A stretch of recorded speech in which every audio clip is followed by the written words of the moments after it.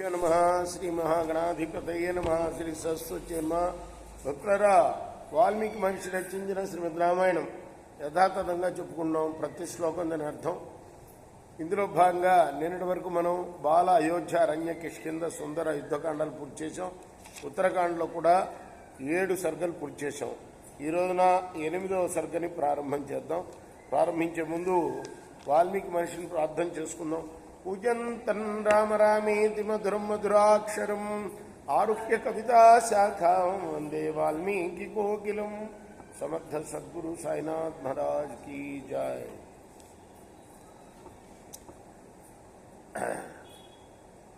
హన్యమానే బలే తస్మిన్ పద్మనాభేన పృష్ఠతః మాల్యవాన్ సన్నివృత్తోధ వేలామేచ్చ ఇవార్ణవః.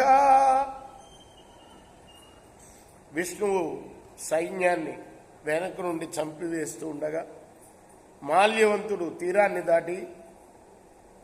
తీరాన్ని దాటిన సముద్రం వచ్చినట్టుగా వెనక్కి వచ్చేశాడు. సంరక్త నయన క్రోధా చలన్ మౌలిన్ నిశాచర పద్మనాభమిమం ప్రాహ వచనం పురుషోత్తమం. కోపంతో కళ్ళు ఎర్రబడిపోయినాయి వాడికి. పురుషోత్తముడైన పద్మనాభుడితో అన్నాడు, నారాయణ న జానీషే క్షాత్రధర్మం పురాతనం అయుద్ధ మనసో భీతానస్మాన్ హంసి యథేతర. నారాయణ,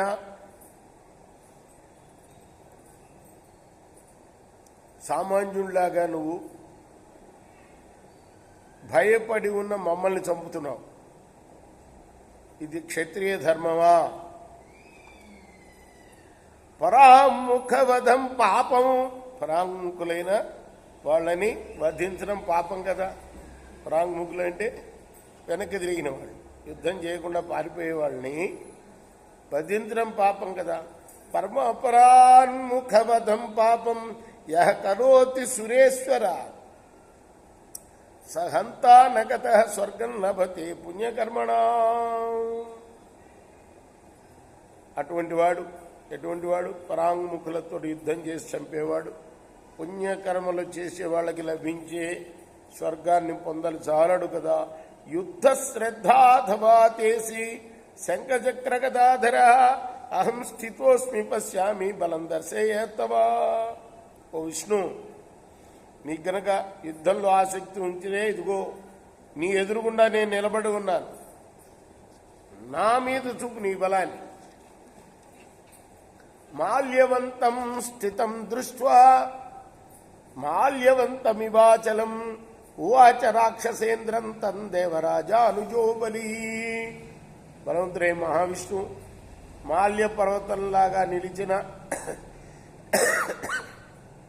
రాక్షసరాజైన ఆ మాల్యవంతుడిని చూసి అన్నాడు, యుష్మత్తో భయభీతానాం దేవానాం వై మయా భయం